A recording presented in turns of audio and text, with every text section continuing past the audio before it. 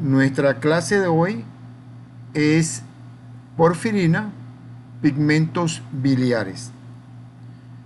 Las porfirinas son compuestos cíclicos formados por el enlace de 4 anillos pirrólicos unidos a través de puentes de metenilo.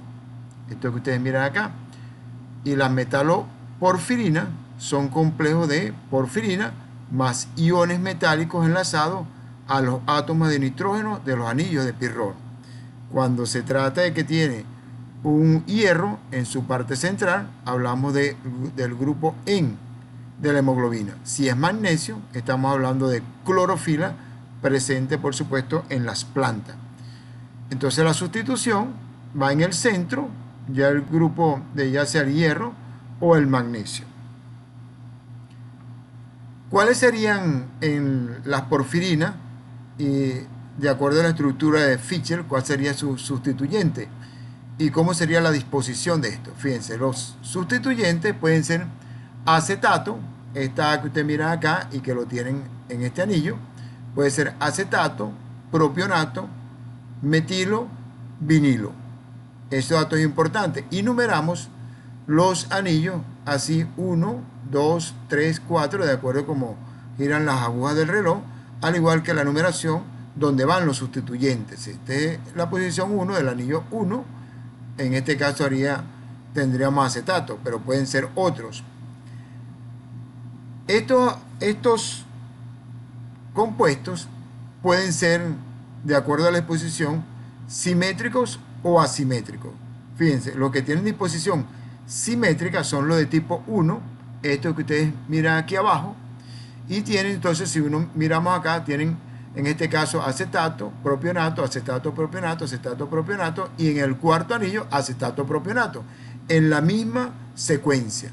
Si eso sucede en la misma secuencia, estamos hablando de uroporfirina tipo 1 y es una disposición simétrica, al igual que esta coproporfirina tipo 1, que tiene en este caso metilopropionato, metilopropionato, metilopropionato y metilopropionato en el cuarto anillo.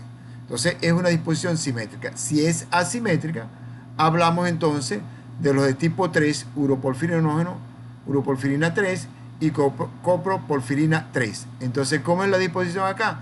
En el anillo 4, fíjense aquí tiene anillo 1, la misma disposición que en el 2 y en el 3. Pero en el anillo 4 sería propionato, acetato.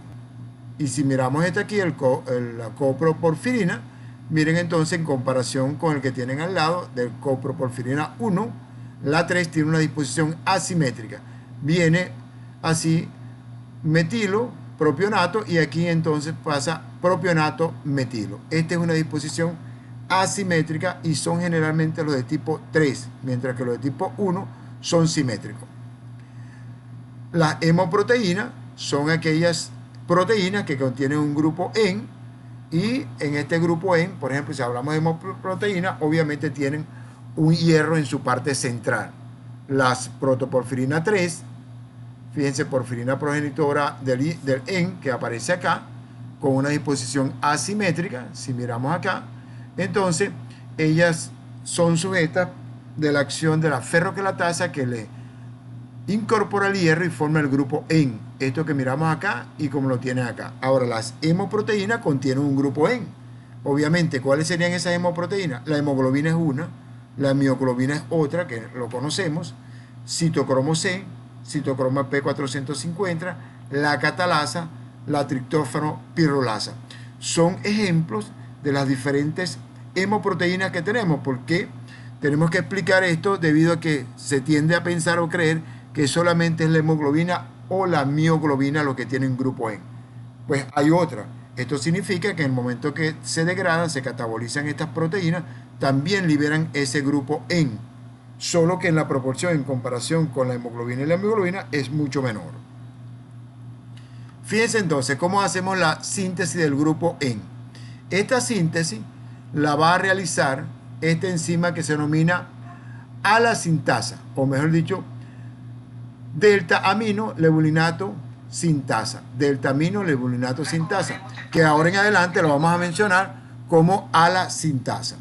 Entonces, fíjense, tenemos entonces que condensa a una molécula de succinato o succinilcoenzima A, proveniente del ciclo de Krebs. Eso se une a una glicina, que es un aminoácido, forman un primer paso en el cual forman delta amino beta cetoadipato en presencia de este fosfato de piridoxal. Luego este es un metabolito intermediario y finalmente dan origen al delta amino lebulinato, la misma enzima. En esta siguiente fase se produce una descarboxilación del grupo alfa carboxilo de la glicina, como ustedes miran acá. Esta reacción se lleva a cabo en la mitocondria del hepatocito, o sea, del hígado, y tiene algunos inhibidores porque esta es la enzima regulatoria de la síntesis del EN. Entre los inhibidores tienen el mismo EN y la emina, es decir, el producto final de todas estas reacciones que vamos al final es el grupo EN y la emina. El grupo EN, tanto la EN como la emina, forman los mecanismos de contrarreguladores de inhibición de esta enzima alostérica. Una vez que hemos sintetizado entonces el ALA, que hemos mencionado acá, este que está acá, ese ALA migra al citosol y va a ser sustrato para la ALA deshidratasa. Esta ALA deshidratasa, como su nombre lo indica, hace una deshidratación de este compuesto y lo convierte en porfobilinógeno, que es el primer pirrol precursor, porfobilinógeno. Esta enzima, ALA deshidratasa, no es una enzima regulatoria, está en el citosol y es inhibida por plomo. Entonces, en las intoxicaciones por plomo no vamos a poder sintetizar, y ese dato es importante, los grupos EN para la hemoglobina. ¿Y dónde podemos ver intoxicaciones con plomo? Bueno, cuando se utilizaba la gasolina con plomo, los trabajadores de eso, ya sean los bomberos o la gente que estaba en la refinería, se pueden intoxicar por plomo, y eso es uno de los eventos que se produce anemia. Pero también en los fabricantes de pinturas que le agregan plomo, o todos aquellos que utilizan plomo, pues entonces hay que tomar en cuenta eso en nuestra práctica médica futura.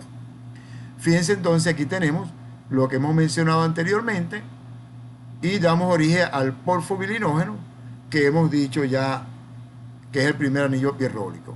Este porfobilinógeno, 4 moléculas de estas, 4 moléculas, se condensan por acción de la hidroximetilbilano sintasa, o también denominada sintasa de hidroximetilbilano. Entonces se produce este compuesto hidroximetilbilano. Para ello le hemos quitado el grupo amonio que tiene en su estructura el porfobilinógeno, unimos 4 moléculas y formamos una estructura lineal. Esa estructura lineal tiene que ser cerrado, ese anillo, para conformarlo en el anillo tetrapirrólico, y eso lo hace la uroporfirinógeno 3 sintasa o sintasa de uroporfirinógeno 3. Da entonces origen a al uroporfirinógeno 3. Ese uroporfirinógeno 3, ya recordamos que los 3 tienen una estructura asimétrica de acuerdo con la estructura de Fischer. Entonces es importante que recordemos esta estructura, y ya tenemos uroporfirinógeno 3. ¿Qué va a pasar ahora? Fíjense, teníamos entonces la estructura lineal, tenemos uroporfirinógeno 3, como hemos mencionado acá, y se puede hacer, fíjense, esa estructura que hemos denominado uroporfirinógeno 3, que es por acción de la sintasa. Sin embargo, también se puede hacer una ciclización espontánea, no enzimática como el caso anterior. Ese hidroximetilbilano se puede hacer espontáneamente y se produce uroporfirinógeno 1, este que miramos acá, uroporfirinógeno 1, que tiene una estructura simétrica. Entonces la parte que se hace enzimática corresponde al uroporfirinógeno 3, mientras que la parte que se hace espontánea, no enzimática, da origen a uroporfirinógeno 1. Los uroporfirinógenos, fíjense, va a actuar una enzima que se denomina uroporfirinógeno descarboxilasa para el tipo 1 y para el tipo 3. Fíjense, entonces esto produce uroporfirinógeno 1, produce coproporfirinógeno 1, y lo que se produce es una descarboxilación en los 4 anillos. Si se trata de uroporfirinógeno 3, se produce entonces una descarboxilación también de los 4 anillos, pero da origen al coproporfirinógeno 3, este que miramos atrás, que miramos aquí hacia adelante. Estos coproporfirinógenos 3 ingresan a la mitocondria.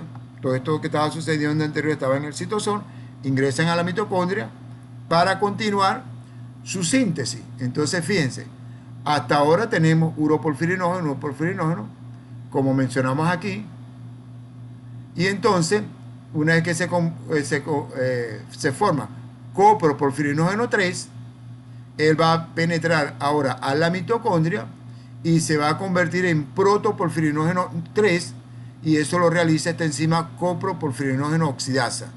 Después se produce la acción del protoporfirinógeno oxidasa, que convierte protoporfirinógeno 3 en protoporfirina 3. Actúa entonces finalmente la ferroquelatasa, que le incorpora el hierro a esta estructura tetrapirrólico, y se produce el grupo EN, es decir, una estructura tetrapirrólico con en su parte central un hierro.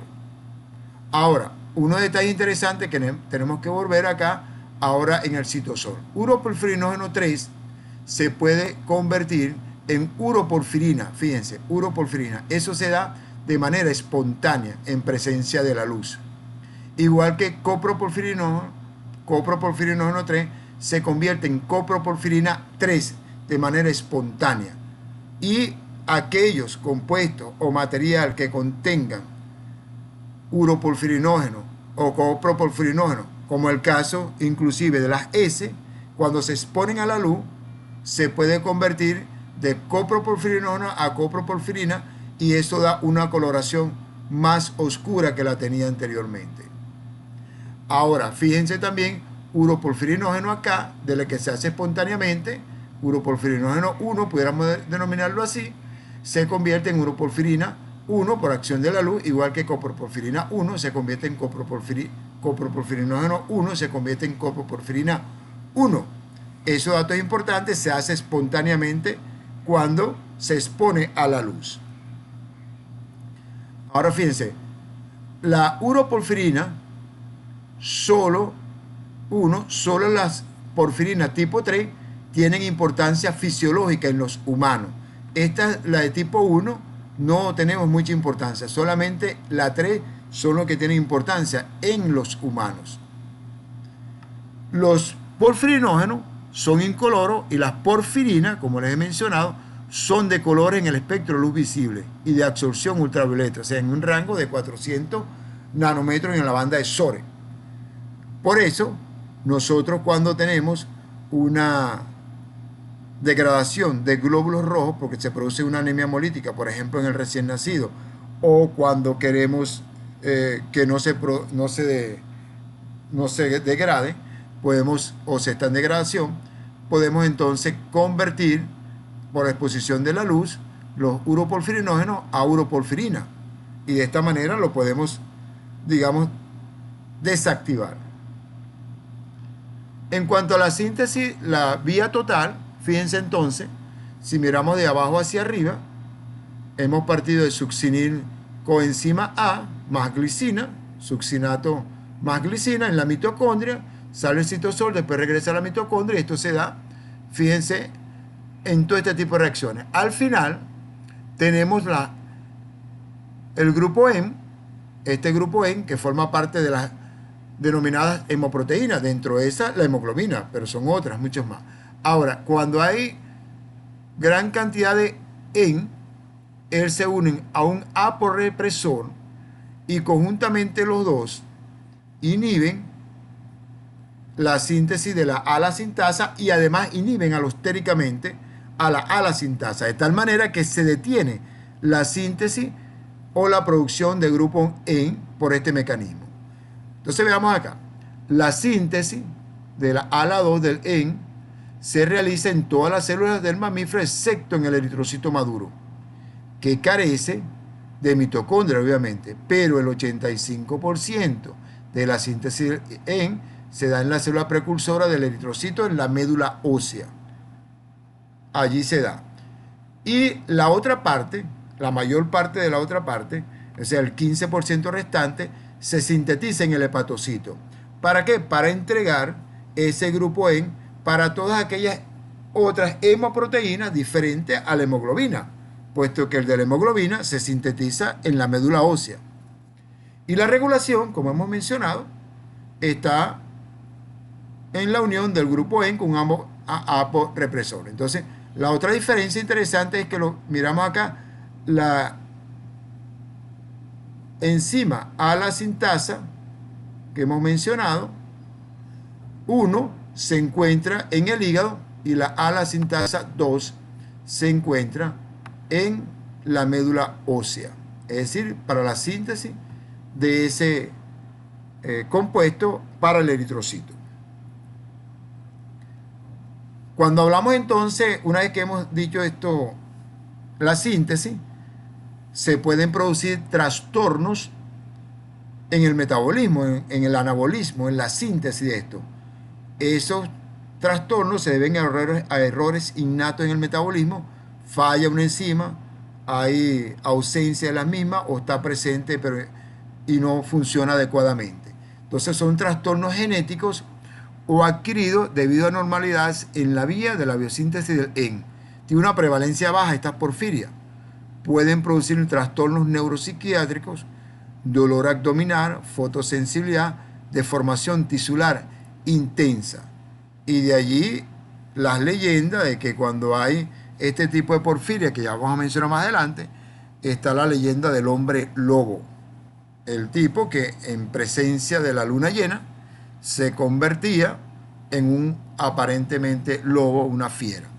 Ahora, ¿cómo se producen esto? Fíjense, las mutaciones que se producen en el DNA de una enzima en particular llevan a anormalidades de las enzimas de la síntesis del EN. Si hay acumulación del ALA, alfa el ácido de alfa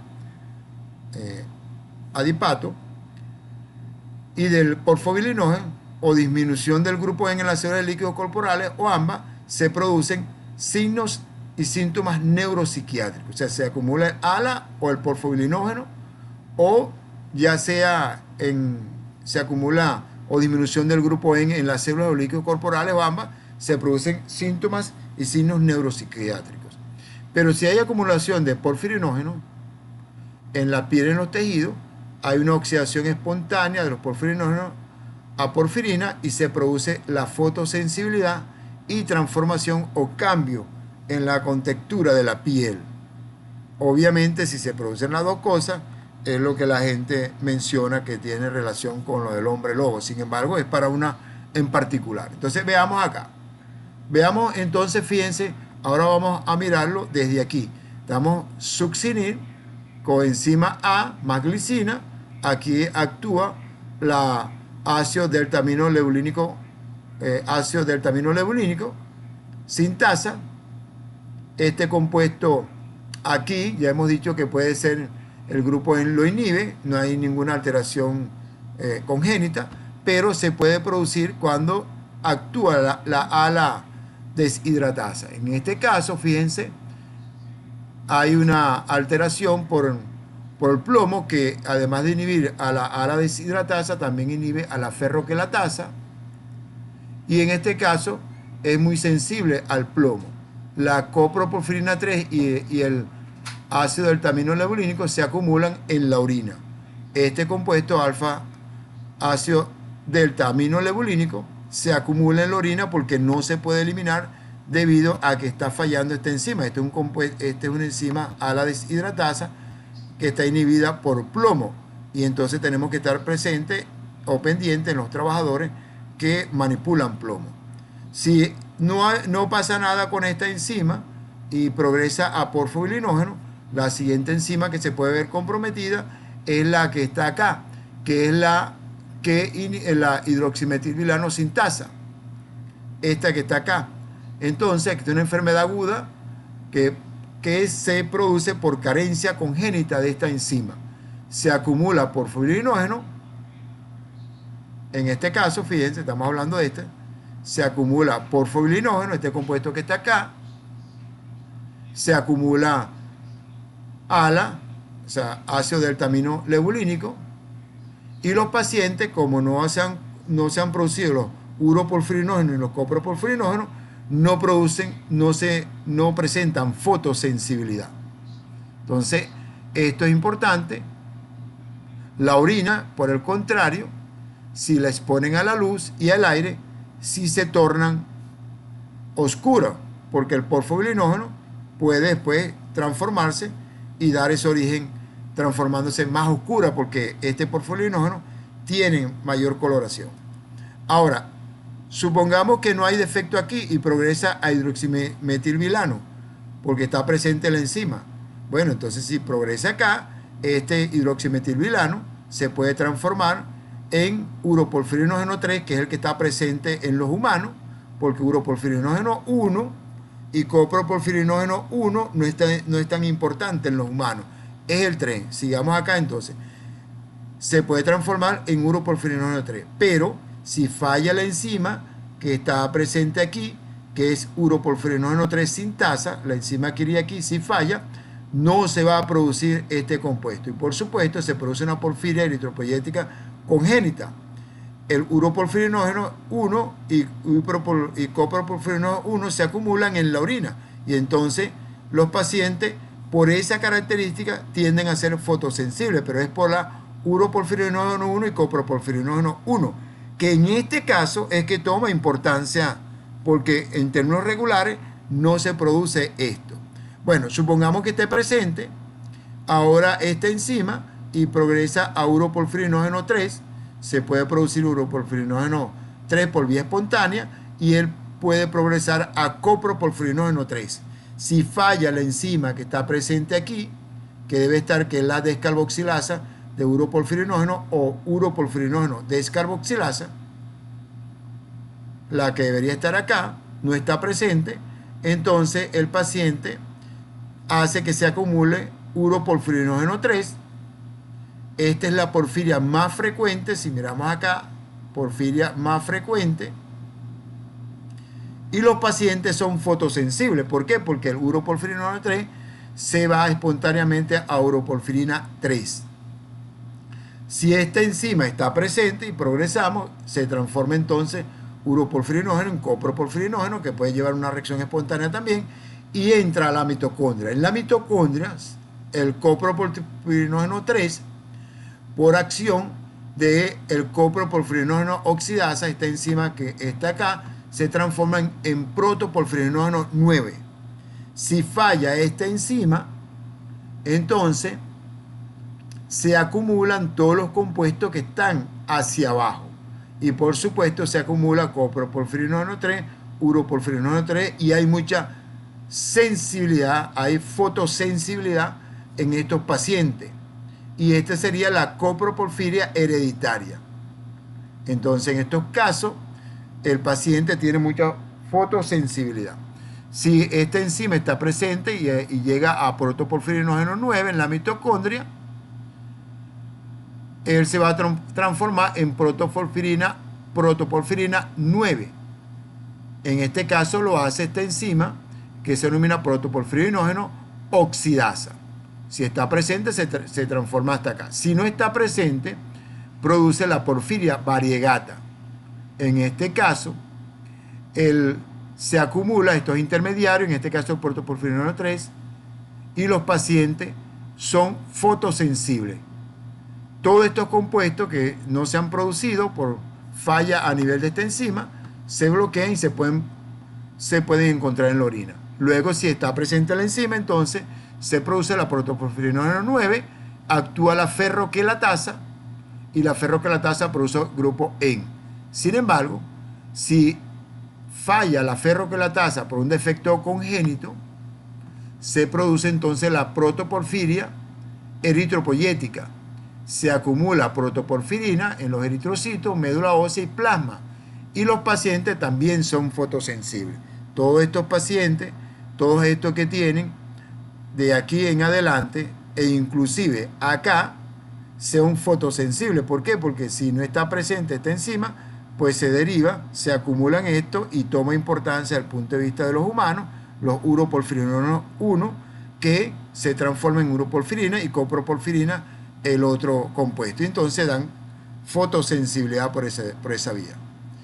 Acá, en esta lámina, tienen ustedes los diferentes compuestos que fallan, ya les he mencionado, y vamos a mencionar algunos detalles. Por ejemplo, si falla la ala-sintasa, obviamente se produce anemia en estos pacientes. ¿Por qué? Porque no se produce hemoglobina, y no se produce hemoglobina porque no se produce grupo EN, y entonces estos pacientes tienen anemia, por supuesto. Y entonces seguimos observando todo lo que están ahí, los eventos bioquímicos que se están produciendo, y obviamente cualquiera de estos que no lleve, y cualquiera de estos va a llevar finalmente anemia, porque no se va a producir cualquier error innato en el metabolismo, inclusive de la ferroquelatasa, que la está en la parte final, también lleva anemia. Lleva que el paciente presente anemia, porque obviamente no se produce grupo E finalmente. En esta lámina tenemos las vías que hemos mencionado, pero específicamente fíjense en el hígado y en la médula ósea. Tal como lo miramos acá, todo al final lleva el grupo E, y entonces podemos producir, si los defectos se producen en el hígado, digamos, producimos las porfirias de origen hepática. Y si las porfirias se producen en la médula, producen entonces las porfirias de origen eritropoyética. En este caso, de las hepáticas hay deficiencia de estas enzimas, mientras que en la médula, deficiencia de las enzimas en la médula, pues se producen todas estas características que hemos mencionado. Entonces, es bueno recordar entonces los defectos que se producen en el caso de que existan errores innatos en el anabolismo o en la síntesis del grupo EN. Ahora, en términos generales, vamos a hablar de la degradación de ese grupo EN. Recuérdense entonces que el grupo EN, en el caso que hablamos del que está presente en la hemoglobina, en el eritrocito, pues tendríamos un eritrocito que en el sistema retículo endotelial se va a catabolizar cuando cumple su vida media, ya sea en el hígado, en el vaso, etc.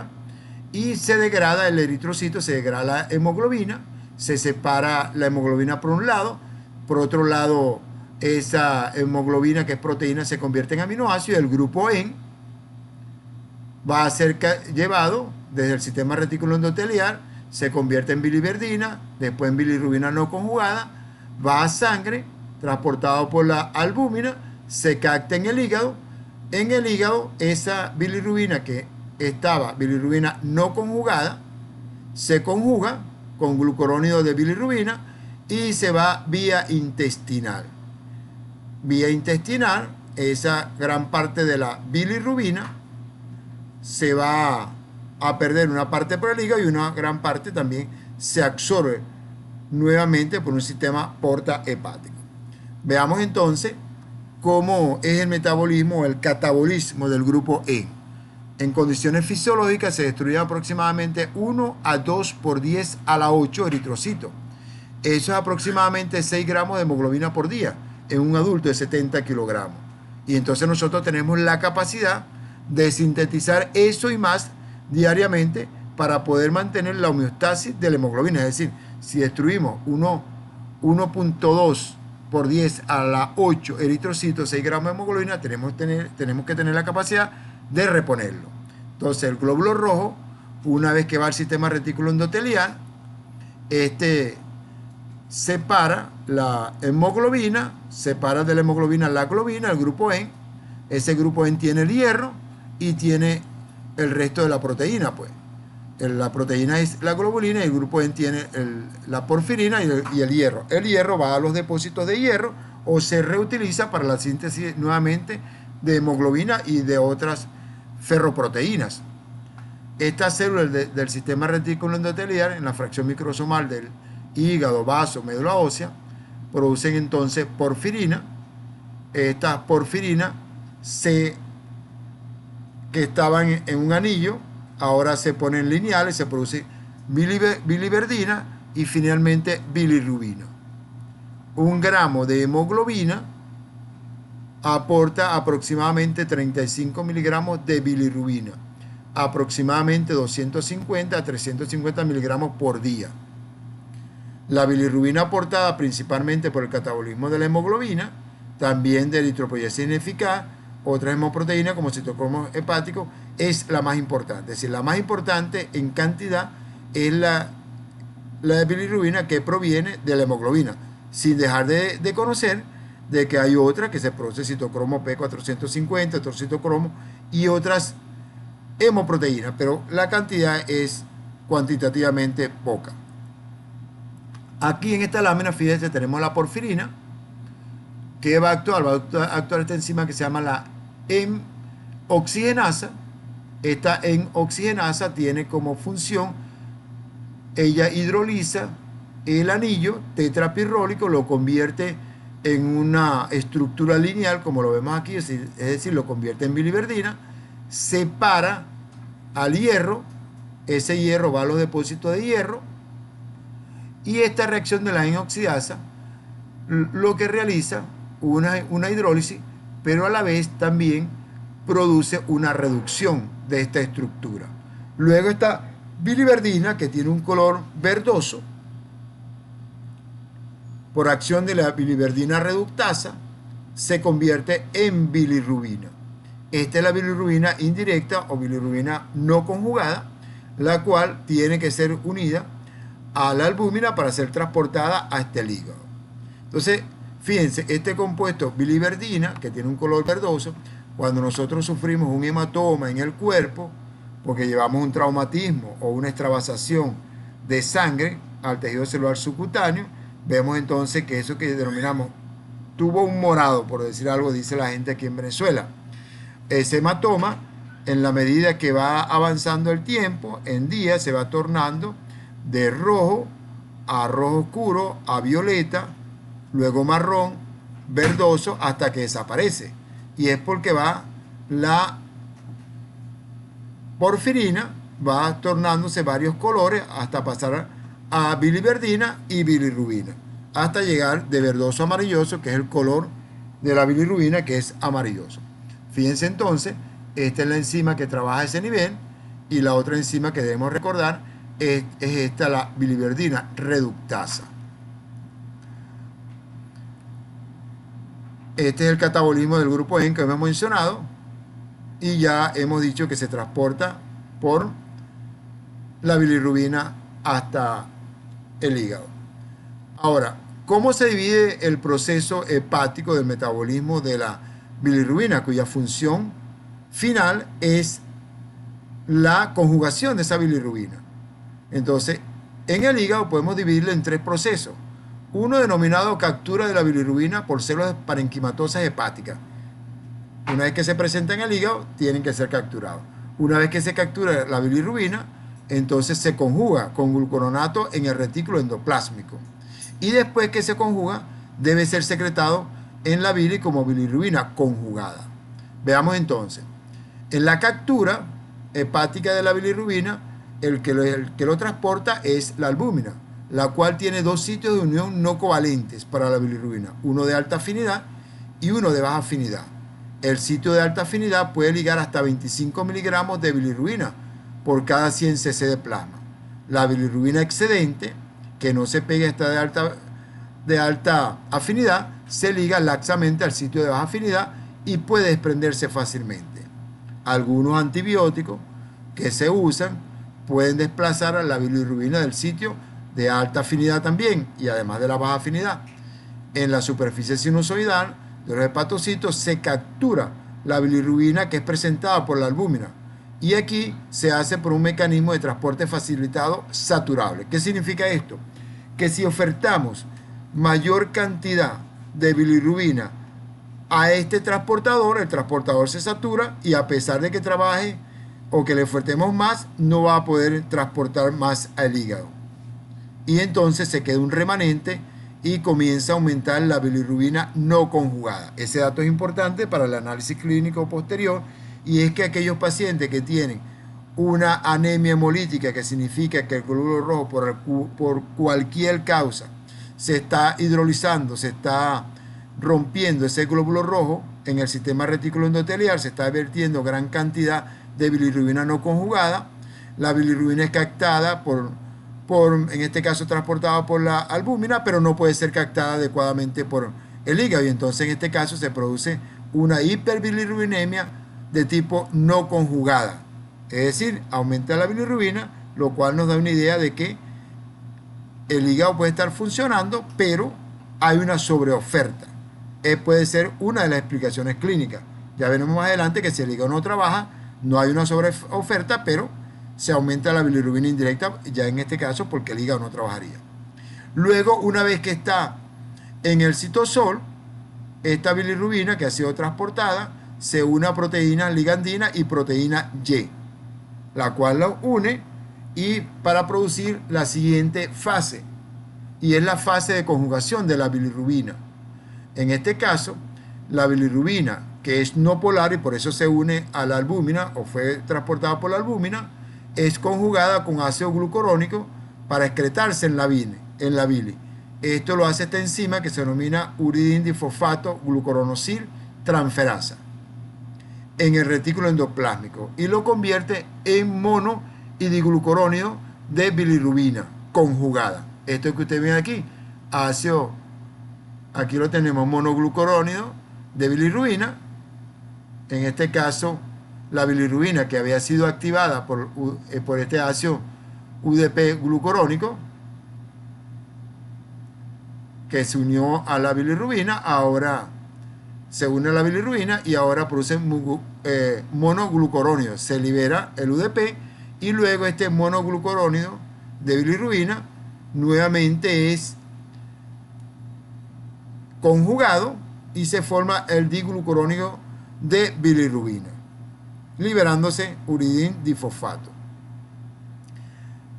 La tercera fase es la secreción de bilirrubina en la bilis, o sea, expulsarla del hígado. La bilirrubina conjugada se secreta por un mecanismo de transporte activo que puede ser limitante de la velocidad de todo el proceso. Participa la proteína 2 similar a la resistencia a múltiples fármacos, MRP2, localizada en la membrana plasmática de los canalículos biliares. Es la que va a sacar finalmente la bilirrubina. Esa bilirrubina va por el colédoco, una parte se puede estacionar o almacenar momentáneamente en la vesícula biliar y finalmente llega al duodeno. Va al duodeno, sigue su paso, llega al ilion terminal y colon, y aquí bacterias específicas como glucuronidasa remueven los glucurónidos, se reduce el pigmento y se forman los compuestos tetrapirrólicos incoloros, urobilinógeno. Una pequeña cantidad de urobilinógeno se reabsorbe, va al hígado, regresa a la bilis y forma lo que se denominaría el ciclo entero hepático del urobilinógeno. Aquí lo tenemos, fíjense entonces, todo el proceso. Este es extrahepático y luego, una vez que se conjuga en el hígado, va en la bilis. Y sigamos la pista entonces, ahora aquí, fíjense entonces, en el primer paso, los eritrocitos en el sistema reticular endotelial se degrada, en ese sistema reticular endotelial se transporta por la albúmina, se capta la bilirrubina no conjugada, se conjuga y se va a eliminar o secretar desde el hígado a la bilis hasta el intestino. En el intestino las bacterias retiran a los ácidos glucurónicos, la bilirrubina resultante se convierte en urobilinógeno, como ustedes miran acá, y una parte, fíjense, del urobilinógeno, vamos a subrayarlo aquí, una parte del urobilinógeno se reabsorbe en el intestino y entra a la sangre por el sistema porta hepático. Una parte se regresa, esto que miramos acá, sigue la pista aquí, se regresa al hígado, aquí entra el hígado y va otra vez a la y se mantiene. Pero otra parte, fíjense, entra al torrente sanguíneo y va a llegar finalmente al riñón a eliminarse por la orina. ¿De acuerdo? Ahora, parte del urobilinógeno se oxida por acción de las bacterias intestinales, producen estercocolina, o estercobilina y le dan la coloración marrón café a las S, que una vez que se exponen a la luz se tornan más oscuras por la sensibilidad o la transformación que tienen esto a la luz, en presencia de la luz. Entonces, fíjense, este urobilinógeno se transporta en la sangre al riñón, donde se convierte en urobilina amarilla y se excreta, lo que da a la orina el color, su color característico. Entonces hay que recordar este mapa para saber cuando se produce un problema en el metabolismo o en el catabolismo o en la secreción de todos estos compuestos del grupo EN y su formación de bilirrubina. Entonces, fíjense, ¿cuándo podemos tener una hiperbilirrubinemia? La hiperbilirrubinemia se menciona como ictericia clínicamente cuando da una coloración amarillenta al paciente en las mucosas y nosotros decimos tiene una ictericia. Si tiene una hiperbilirrubinemia pero no hay coloración a nivel de la piel y a nivel de las mucosas, pues no hablamos de un síndrome ictérico o de una formación clínica de ictericia, solamente hablamos de una hiperbilirrubinemia. Ahora, ¿cuándo se produce esa ictericia que está aumentada en sangre? Hay varias causas, pues. Supóngase que haya una anemia hemolítica, por alguna causa los glóbulos rojos, por la causa que sea, supóngase en el paludismo, por ejemplo, el glóbulo rojo es parasitado y es hidrolizado, es hemolizado rápidamente. O en algunas enfermedades, por ejemplo, como la talasemia, o como la enfermedad drepanocítica, anemia drepanocítica, o que haya una alteración y hay una hepatomegalia, una esplenomegalia, hay hiperactivación del sistema retículo endotelial, y entonces se capturan muchos glóbulos rojos, se hemolizan y ese grupo EN rápidamente se convierte en bilirrubina y genera una gran cantidad de bilirrubina que puede ser transportado por la albúmina, pero el sistema de captación a nivel del hígado se satura y entonces tenemos una ictericia. Tendríamos que ponerle el nombre en este caso a ictericia a predominio, para este caso en particular, de bilirrubina no conjugada, lo cual nos da una idea de que hay una hemólisis. Ahora, hablamos de hiperbilirrubinemia cuando esto pasa de 1 miligramo por decilitro, que son lo que generalmente marcan los laboratorios, y de ictericia cuando sea mayor de 2 a 2.5 siempre y cuando haya coloración en los tejidos, que generalmente se presenta entre 2.5 y más miligramos por decilitro. Entonces, fíjense, si hay una vez, puede ser que la bilirrubina entre al hígado adecuadamente, haya una eliminación normal de glóbulos rojos y producción normal de bilirrubina, pero llegue al hígado. Y en el hígado haya un defecto en la conjugación. Por ejemplo, como sucede en los hígados de los neonatos que tienen un hígado inmaduro y se puede producir una ictericia neonatal. Sencillamente el hígado está inmaduro, no tiene toda la cantidad de enzimas adecuada o no funciona adecuadamente y se produce. También se puede producir una ictericia tóxica porque haya un problema tóxico a nivel del hígado y en este caso el hígado no funciona adecuadamente y se produce entonces una no conjugación de la bilirrubina. También el síndrome de Crigler-Najjar o el síndrome de Hilbert, pero también puede haber un problema en la secreción y sería el síndrome de Dubin-Johnson. En este caso hay un problema en la secreción de la bilirrubina, pero fíjense que también puede existir un problema en los conductillos intrahepáticos o extrahepáticos. Generalmente se produce una obstrucción en el colédoco. Si usted produce una obstrucción en las vías biliares externas del hígado, ya sea en el colédoco o en el conducto hepático común, entonces si usted tranca allí, obviamente se va a producir bilirrubina que se conjuga, pero hacia atrás se va a generar acumulación de esta bilirrubina. Primero se acumula la bilirrubina conjugada y finalmente también se acumula bilirrubina no conjugada. Y entonces tendríamos un síndrome ictérico a expensa de bilirrubina conjugada. Pero si medimos las dos, vamos a encontrar que las dos están aumentadas, solo que está más aumentada la conjugada, porque al final el sistema se va retrasando y el mecanismo de conjugación se va parando, el mecanismo de captación se va parando y también llega a aumentar la bilirrubina no conjugada. Entonces aquí vemos y hacemos el ejercicio. Fíjense, en un estado normal, cuánto tenemos de bilirrubina directa y bilirrubina indirecta. Pedimos siempre la prueba de bilirrubina total y fraccionada, y en la total nos dice la sumatoria de la conjugada y la no conjugada. Ahora, si tenemos una anemia hemolítica, fíjense, hay una ruptura importante de glóbulos rojos, por la causa que sea, ya sea por propia alteración del eritrocito o del sistema retículo endotelial. ¿Qué va a pasar? Lo primero que tenemos aumentado es la bilirrubina indirecta.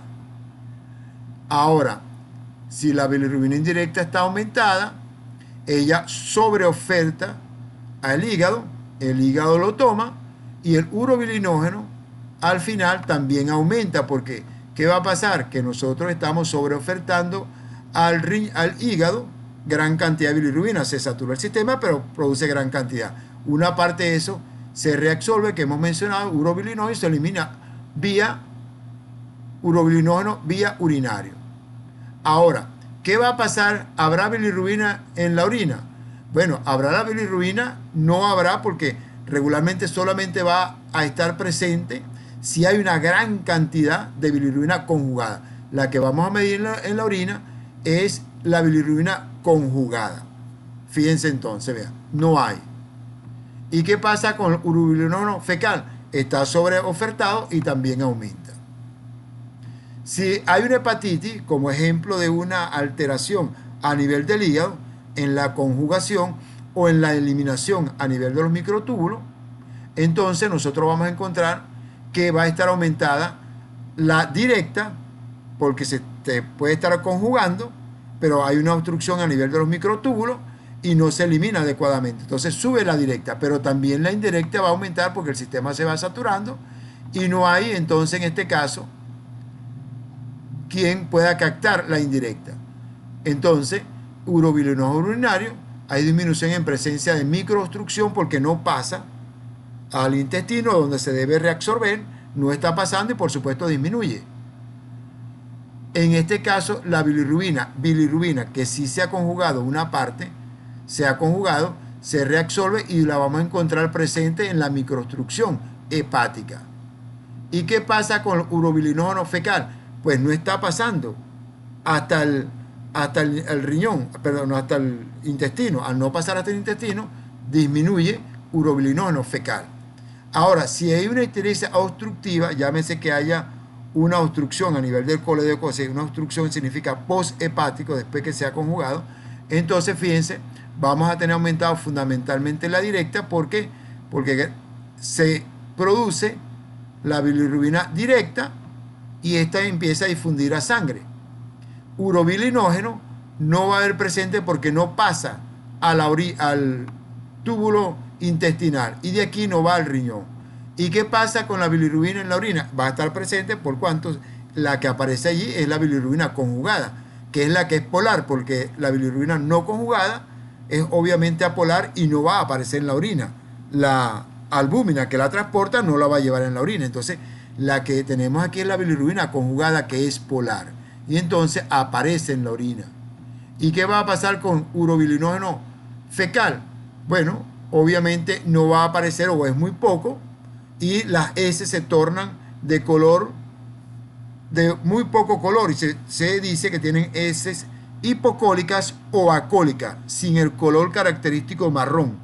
Entonces podemos ya determinar clínicamente que nuestro paciente, en este último caso, tiene S hipocólica o acólica. No hay coloración en las S y significa que hay una obstrucción. Se acompaña, por supuesto, después verán clínicamente, posiblemente con dolor, esta ictericia obstructiva. Puede estar causado por una litiasis a nivel del colédoco, a nivel del duodeno, la entrada, la cápsula de gliso, puede ser un tumor, puede ser lo que sea, que haya una obstrucción, inclusive parásitos. Y aquí tenemos entonces las diferentes ictericias para que ustedes lo tengan desde el punto de vista fisiopatológico. Ictericia hemolítica, esa es una la ictericia que se da, la que hemos mencionado, prehepática, la obstructiva, a nivel intra obstructiva, sería en este caso posthepática, esta que vemos por un cálculo o por un tumor, ictericia hepatocelular por una hepatitis, por ejemplo, o si hay una ictericia neonatal. En este caso, hay alteraciones del sistema de maduración de las enzimas que tienen que estar presentes. Bueno, con esto hemos terminado esta clase y esperemos que haya sido de utilidad para ustedes. Cualquier pregunta, como les he dicho anteriormente, me la formula a través de este canal o vía WhatsApp.